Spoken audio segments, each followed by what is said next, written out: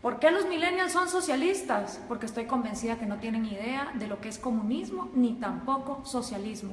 Cuando un millennial nos dice que quiere socialismo, nunca nos dice realmente qué es lo que quiere, cómo envisiona que ese gobierno va a funcionar. No tiene idea de cómo van a funcionar las medidas políticas y económicas. Por eso se me ocurrió hacer socialismo para millennials. Bienvenidos. Vamos a arrancar desde la era industrial, cuando en el siglo XIX empiezan un montón de pensadores a pensar cosas que se denominaron como la filosofía socialista. Entre ellos estaba Giuseppe Mazzini. No digas tú, di nosotros. Esta visión de que renunciar al yo era lo mejor que le podía pasar a la sociedad. También Pierre-Joseph Proudhon, que dijo, la propiedad es robo. Estos dos contemporáneos inspiraron a Carlos Marx y a Federico Engels. Carlos Marx y Federico Engels se conocieron en 1843, 5 años antes de que escribieran el Manifiesto Comunista. Carlos Marx, hijo de padres judíos que dejaron la religión judía y se convirtieron al protestantismo, fue expulsado de Alemania, de Francia, de Bélgica, hasta que finalmente se va a Inglaterra, y en Manchester, junto con Federico Engels, un burgués, un hijo de industriales, ellos dos pues hacen el Manifiesto Comunista y describen el capital. Cosas interesantes, Carlos Marx trabajó muy poco en su vida y a la edad que yo tengo, 31 años, se retiró para ser un mantenido de Federico Engels por el resto de sus días. Vivió en Soho, Inglaterra, todo ese tiempo, y después de los 31 años nunca más volvió a trabajar. Estos dos personajes creyeron que habían descubierto el agua azucarada y que la época que estaban viviendo era una época única en la humanidad. Dicho en las palabras del mismo Carlos Marx, de este libro, The Politics Book, comunismo es el enredo de la historia resuelto. Para ellos el comunismo venía a resolver todas las luchas históricas. Según Marx y Engels, después de ellos la historia no volvería a ser la misma. Pero pensemos un poco en cuál era el mundo industrial en el que se movían Carlos Marx y Federico Engels. Para empezar, la filosofía que estos dos señores hicieron estaba inspirada para Alemania e Inglaterra, países industriales que tenían una gran industria que estaba cada vez más creciendo, no para países agrícolas. Y resulta que ni Inglaterra ni Alemania pusieron jamás en práctica las teorías de Marx ni de Engels tampoco. Quienes las pusieron en práctica fueron países agricultores que no contaban con las particularidades que Carlos Marx decía deberían de ser lo primero que debería haber, que es capital, manufactura e industria. En los países que más adelante vamos a ver, nos vamos a dar cuenta que no se puso en práctica. Además de esto, pensemos un poco en el mundo de estos dos señores. El mundo en el que se mueve Carlos Marx y el mundo en el que se mueve Federico Engels, 1848, es un mundo donde la esclavitud todavía era legal en Estados Unidos y en Europa, donde las mujeres no podíamos votar, prácticamente no teníamos ningún derecho porque éramos consideradas demasiado idiotas como para trabajar y votar. Era un mundo donde no había aviones, no había teléfonos, no había electricidad, no había inodoros, no había tampoco radios, no había televisión, no había satélites en el espacio, no había la mayor cantidad de profesiones que hoy por hoy existen en el mundo. Era otro mundo. Era una época donde estos dos hombres tuvieron la arrogancia de decir, de aquí para adelante la historia ya nunca va a cambiar. Ellos no tomaron en cuenta los avances tecnológicos, pensaron que la industria y esa época de los miserables iba a quedarse ahí para siempre. ¿Y en qué se basa esta crítica que estamos haciendo del comunismo? Pues se basa en la crítica al proyecto de Gotha, escrito por Carlos Marx, El Capital, también escrito por Carlos Marx en 3 tomos, que por cierto el segundo tomo se imprimió luego de que Marx haya muerto, él ni siquiera lo había publicado, y por supuesto el Manifiesto Comunista. Vamos a ver entonces, el Manifiesto Comunista se basa en 2 fases. Esta es la primera fase que tiene 10 puntos. Ustedes vayan viendo si estos 10 puntos son lo que los millennials defienden cuando dicen que son socialistas. Vamos a ver, millennials, vamos a ponerlos a prueba. El primer punto de la fase 1 del Manifiesto Comunista es la abolición de la propiedad privada. Expropiaciones que son todavía cosa de todos los días en América Latina, no son ajenas a ninguno de ustedes. El segundo puesto es impuestos fuertemente progresivos. Esta idea de que los más productivos de la sociedad sostengan más al Estado, porque del Estado vivimos todos. Entonces, mientras más paguen los más ricos, se supone que el Estado va a ser más justo y más fuerte, y para nada tiene que ver que eso desincentive a la gente a ser mejor. El tercero es abolición del derecho a herencias. Interesante, porque Rafael Correa quiso hacer también una ley de herencias bastante draconiana, donde se quería quedar con un montón de las herencias. El cuarto es confiscar la propiedad a emigrantes. Interesante que lo primero que hacen los regímenes socialistas y comunistas es no dejar que venga inversión extranjera, porque supuestamente en el himno socialista todos los obreros se van a agarrar de las manos, pero para lo que se trata de comercio todos somos enemigos. El quinto es centralización del crédito, que solo podías endeudarte con el Estado. La sexta es centralización de los medios de comunicación y transporte. ¿Les suena familiar? Prácticamente en toda América Latina, los regímenes del socialismo del siglo XXI han acaparado los medios. Expansión de empresas estatales. El Estado lo puede hacer todo mejor, porque el Estado es más inteligente que todos los individuos en sociedad. Distribución igualitaria del trabajo, que trabajen igual los más capaces que los menos capaces, los más talentosos que los menos talentosos. Combinar agricultura con industrias manufactureras. Y por último, educación gratis, y esto va a escandalizar un montón a los progres. Carlos Marx estaba a favor del trabajo infantil. Sí, señoras y señores, para Carlos Marx la educación debía ser gratis. Mentira, nada es gratis, todo lo paga alguien, pero como el Estado lo iba a expropiar todo, la educación entonces sería gratuita para que fuera combinada con producción industrial, es decir, que los niños desde que están estudiando trabajaran. Así que memorícense bien esta fase 1, porque esta fase 1 es la que han implementado todos los países que han tratado de llevar a cabo la agenda marxista. ¿Les suenan familiares estos 10 pasos? Siguen vivos, a pesar de que el mundo de Carlos Marx era un mundo en 1848, estos 10 pasos se siguen dando en América Latina. Esta fase 1 para Carlos Marx es la fase socialista. Cuando se completen estos 10 pasos es cuando entonces uno está viviendo en socialismo, pero aún no se ha llegado al comunismo. Por eso le pregunto a los millennials, cuando ustedes se dicen socialistas, ¿se refieren a estos 10 pasos, millennials? ¿O a cuántos? ¿A 6? ¿A 4? ¿A 2? ¿A cuántos de estos pasos es a los que ustedes se refieren cuando se llaman socialistas? Porque esto es la primera fase basada en el socialismo. Vamos a ver entonces, cuando ya se completa esta primera fase, ¿qué pasa en la segunda fase? Entonces viene ya la fase 2, donde viene la nueva sociedad y el nuevo hombre. Según Carlos Marx, cuando estos 10 pasos se completan, automáticamente va a surgir un nuevo hombre, un hombre iluminado, un hombre que ya no va a pensar en sí mismo, que todo se lo va a deber a su sociedad. En este nuevo mundo, que es la fase 2, la que Marx llama comunismo, ¿sí? Esta ya es la fase del comunismo. Con el nuevo hombre ya no existen dos cosas. No existe el Estado, es decir, se abolió el gobierno, ni tampoco existe el dinero, ni tampoco existe la propiedad privada. Estas tres cosas son las que dejan de existir en la fase 2, que es la fase del comunismo, con un nuevo hombre, un hombre iluminado, un hombre que ya no piensa en sí mismo.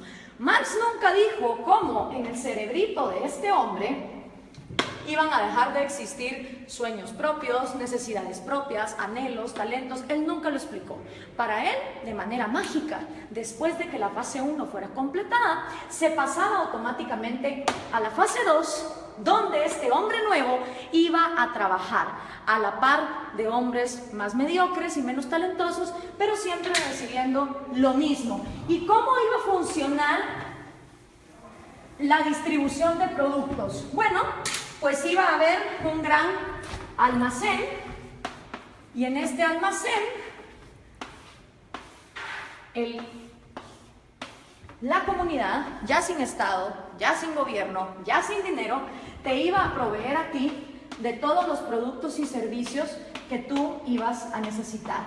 Entonces todas las personas, no importa sus talentos, iban a llegar a intercambiar. Si por ejemplo producían yesos, pues un yeso por 1 kilo de arroz.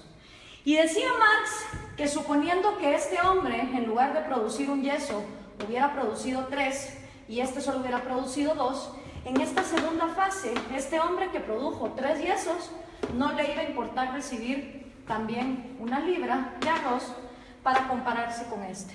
Según Marx, iba a llegar un momento donde el más talentoso y el que más trabajaba no le iba a importar recibir igual que el que trabajaba menos y el que era más mediocre. Ahora veamos, ¿se cumplió esta fase 2? ¿O qué es lo que ha pasado en la historia de la humanidad con la gente que ha llevado a cabo la agenda marxista? Bueno, pues los primeros que trataron de llevar a cabo la agenda marxista fueron Trotsky, Stalin y Lenin. 70 años después del manifiesto comunista, ellos son los primeros en poner en práctica la teoría marxista, cuando en 1918 deciden cortarle la cabeza a los sanguinarios explotadores, y de verdad que lo eran, de la dinastía Romanov, que era la monarquía que imperaba en Rusia. 2 errores. Primero, Marx escribe una teoría para Inglaterra y Alemania, que su problema no era, digamos, el de una monarquía que incentivara la agricultura, sino que eran países industriales. Rusia era feudal, bastante feudal. Estas 3 personas entonces ponen los primeros 10 pasos de Carlos Marx en marcha y llegaron a la fase 2, llegaron a este gran almacén. Realmente no. Ni se abolió la propiedad privada, ni se abolió el dinero, y el Estado, en lugar de aniquilarse, se fue volviendo más y más grande hasta volverse totalitario. ¿Y entonces qué pasó? En toda Unión Soviética se desplegaron los gulags. Cada uno de esos puntitos rojos que ustedes ven ahí son los gulags, los campos forzados de trabajo. Claro, desgraciadamente en esa época no había Twitter, no había Facebook, no había Instagram, entonces era muy difícil tener récords de las atrocidades y las violaciones a los derechos humanos que se daban en estos campos de concentración en condiciones de temperatura bastante salvajes y teniendo a la gente hasta lo último en el punto de inanición. Y para darles un ejemplo concreto, aquí hay una foto del Gulag de Ucrania, que era una parte fundamental para el sustento económico del Imperio Soviético, ya que producía 80% del carbón, 85% del hierro y el 70% de los metales. ¿No les suena familiar Venezuela? A ustedes que con el petróleo los tienen similar así. Después de la Unión Soviética, y que ojo, nunca se llegó a la fase 2 de comunismo, podemos decir entonces que lo único que hubo en Rusia fue socialismo, porque nunca se llegó a la fase 2. El siguiente sanguinario que quiso poner a prueba el comunismo fue Mao Zedong en China. En 1948 entra el Ejército Rojo y Mao hace su propio experimento con 2 atrocidades que aniquilaron a más de 60 millones de personas, que fueron el gran salto adelante y la revolución cultural, que básicamente era una manera de implementar los 10 pasos del manifiesto comunista y que llevaron al peor genocidio que la humanidad jamás ha visto. Y por supuesto, esta idea se trae a casa, y los primeros en traer la casa en su propia versión de Trotsky, Stalin y Lenin son el Che Guevara, Fidel Castro y Camilo Cienfuegos. Cosa interesante, Camilo Cienfuegos y Trotsky, siendo los intelectuales más moderados de este movimiento, fueron asesinados, este por Stalin y Camilo por Fidel Castro. Hasta en eso se parecen estos modelos, donde tenemos sanguinarios que traicionan a sus propios amigos cuando no se vuelven tan pues crueles y dictadores como ellos. Ahora veamos la línea. Entra Fidel Castro a Cuba y obviamente Fidel Castro sigue influyendo en la región. Aquí lo tenemos con Evo Morales y con Hugo Chávez, que traen el refrito, el socialismo del siglo XXI. La misma idea, los mismos 10 pasos, la misma utopía, llegar al gran almacén donde hasta el talentoso iba a renunciar por el mediocre. Y esto se sigue pasando. Aquí está Hugo Chávez con Kirchner, Néstor Kirchner y con Lula da Silva. Y por supuesto sus nuevos reciclados, Dilma Rousseff, que acaba de ser destituida, Mujica, Cristina Kirchner con Hugo Chávez. Si podemos ver, la línea es directa, las ideas son las mismas, es la misma receta y el resultado es el mismo. Entonces, ¿por qué los millennials insisten en ser socialistas? No me cabe la menor duda que es porque no conocen su historia, no tienen idea de lo que significa el socialismo, ni tampoco tienen idea de que el comunismo llega hasta una fase 2 que nunca antes se ha dado. Veamos algunos resultados por acá. Tenemos la cantidad de muertos que el comunismo ha producido. En la Unión Soviética 20 millones, en China 65 millones, en Vietnam 1 millón. En Corea del Norte se calcula, porque obviamente no se sabe, 2 millones, en Camboya otros 2, en Europa del Este 1 millón, en Latinoamérica 150.000, en África 1.7, en Afganistán 1.5, para llegar a 94.3 millones, según los datos estadísticos de los mismos gobiernos. ¿Y quiénes han intentado el proyecto comunista? Nada más y nada menos que la mitad del territorio del mundo. Entre los países que han intentado el proyecto comunista están la Unión Soviética, Ucrania, Bielorrusia, Azerbaiyán, Georgia, Turkmenistán, Uzbekistán, Armenia, Kazajistán, Kirguistán, Letonia, Lituania, Moldovia, Estonia, China, Vietnam, Laos, Alemania Oriental, obviamente. Está también Hungría, Checoslovaquia, Rumania, Yugoslavia, Albania, Bulgaria, Corea del Norte, Cuba, Camboya, Etiopía, Angola, Mozambique, Nicaragua, Afganistán y por supuesto Venezuela, si tomamos en cuenta lo que se ha llevado a cabo. ¿Cuáles son tus probabilidades de toparte con el comunismo? Son increíbles. Imagínate que vos podés tener antepasados de Hungría o antepasados de Cuba y vivir en Guatemala y te vas a haber topado con el comunismo. Las probabilidades de que un ser humano se haya topado con el comunismo, una historia comunista, son de 1 en 2. Porque como les explicaba, de todo el mundo, la mitad del territorio de la humanidad ha intentado este experimento. Y el resultado no ha sido esa fase 2, no ha sido esa panacea de ese hombre iluminado, ese hombre que deja de pensar en sí mismo para solo pensar en los demás. El resultado ha sido lo que George Orwell nos describió hace tanto tiempo en La rebelión en la granja. Los humanos en el poder se vuelven los cerdos y para los cerdos hay todo, mientras que para el resto de animales no hay nada. En lugar de llegar a la fase 2, se llega a un lugar donde la burguesía son los nuevos, ya sean los Stalin, ya sean los Mao, ya sean los Castro, ya sean los Morales o los Chávez. Solo ellos se vuelven la burguesía, solo ellos se vuelven la élite, a costa de que todos los demás estén bien jodidos. Pero, ¿dónde se ha vivido comunismo? ¿Dónde ha habido igualdad? Pues miren, un lugar en el planeta donde hubo igualdad de miseria fue en los campos de concentración de Alemania. Porque ahí, como ustedes se pueden dar cuenta, todos eran iguales de miserables. Obviamente ahí no había propiedad privada, no había dinero, era la panacea. Y Viktor Frankl, que no se lo contaron, él lo vivió, él estuvo en un campo de concentración, uno de los psicólogos más reconocidos del siglo XX, hizo un llamado muy interesante. Everything can be taken from a man. Cualquier cosa puede ser tomada de un hombre, excepto por una. La última de las libertades del hombre.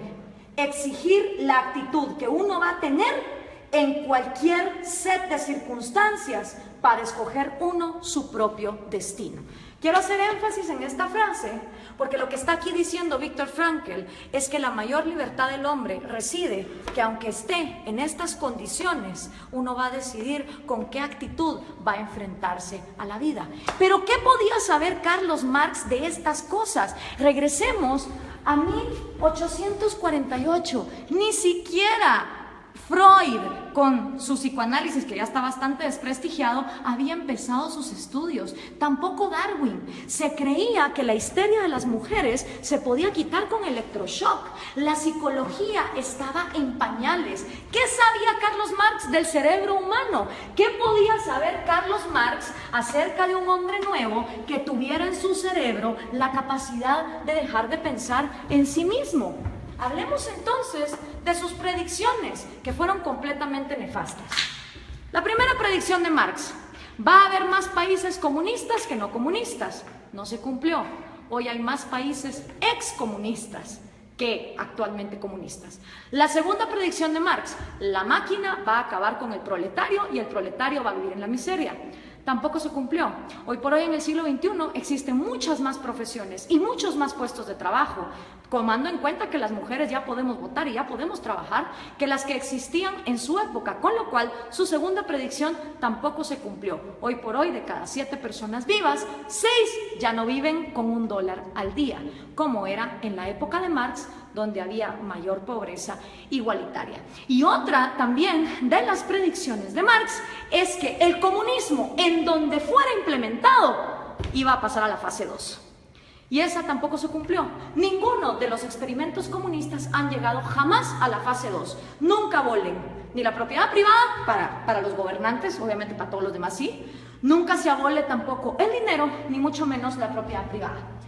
Pero aparte de Viktor Frankl, que escribió ese excelente libro de El hombre en busca del sentido, hoy por hoy tenemos excelentes referentes de la psicología evolutiva y la neurociencia que nos pueden explicar cómo de hecho nuestro cerebro no está diseñado para el comunismo. Uno de ellos es David Boss. Él es PhD, profesor de Harvard, de la Universidad de Michigan, de la Universidad de Texas, y ha escrito 7 libros de psicología evolutiva, incluyendo este. No son personas que te lo digan por fe, como te lo dijo Marx, y que solo lo dejó escrito, cómo iba a ser ese cambio en la psicología humana. Son personas que han estudiado la evolución, la genética de la vida, y que entienden cómo funciona el cerebro humano. Y una de las frases de David Boss es: no existe un agente autónomo con intereses llamado sociedad.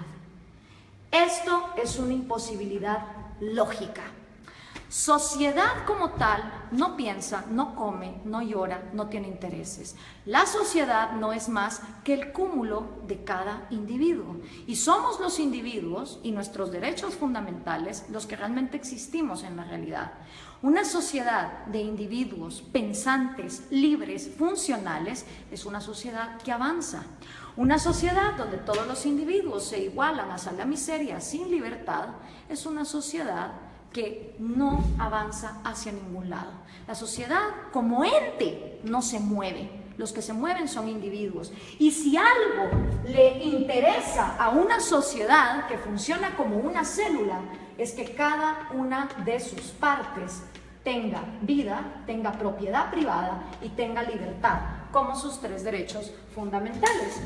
Pero si eso no fuera poco, Steven Pinker, que también es un PhD, él se ha ganado el premio de la Academia Nacional de Ciencias a la mejor investigación en Inglaterra en 1993. También se ha ganado el premio de la Sociedad Cognitiva de la Neurociencia en el 2010 y ha sido 2 veces finalista del premio Pulitzer. Escribió el libro ¿Cómo funciona nuestra mente? Y una de las frases de Steven Pinker es: el mejor argumento contra el totalitarismo es reconocer una naturaleza humana universal, que todos los seres humanos tenemos un deseo innato por la vida, la libertad y la búsqueda de la felicidad. ¿Qué quiere decir esta frase? Que todas las personas, nazcamos donde nazcamos, en el país en el que nazcamos, en la cultura en que nazcamos, traemos 3 deseos innatos: el amor por nuestra vida, el amor por nuestra libertad y el amor por la propia búsqueda de la felicidad. ¿Qué significa eso? que ustedes, si quieren buscar su felicidad, emprenden su propia vida como les diera la gana. Ahora, todos estos conocimientos de neurociencia que tienen David Bosch o Steven Pinker, obviamente Carlos Marx no lo sabía, porque la psicología y la neurociencia no se habían desarrollado, no habíamos avanzado en la ciencia como para descubrir el ADN, el otro gran error de Marx. Él pensó que en su época ya se había descubierto todo, y no era así. Entonces, al tener estos conocimientos, es inaudito, es inexplicable que los millennials sigan siendo socialistas. La única manera en que me lo explico es que los millennials no tienen ni idea de lo que es socialismo, ni mucho menos comunismo. Y yo, que también soy millennial, pero de la primera generación, de esos que todavía vimos los cassettes y que sabemos cómo funcionan, tenía 5 años cuando cayó el muro de Berlín. Y me acuerdo como que fuera ayer de ver a esas personas celebrando y preguntarle a mi papá, ¿qué se está celebrando ahí? Me dijo, ahí se está celebrando que tenían a una población dividida a la mitad porque de un lado querían salir y no los dejaban. Si una idea es tan buena, no puede ser obligada hacia una cierta población. Y en todo lo que hemos visto aquí, lo único que hemos visto es obligación, hemos visto miseria, hemos visto genocidio. En la libertad no hay garantías. Yo no estoy aquí vendiendo una utopía ni una panacea. En la libertad hay riesgos y puedes perder como puedes ganar. En la libertad también existe la libertad de no participar en el mercado.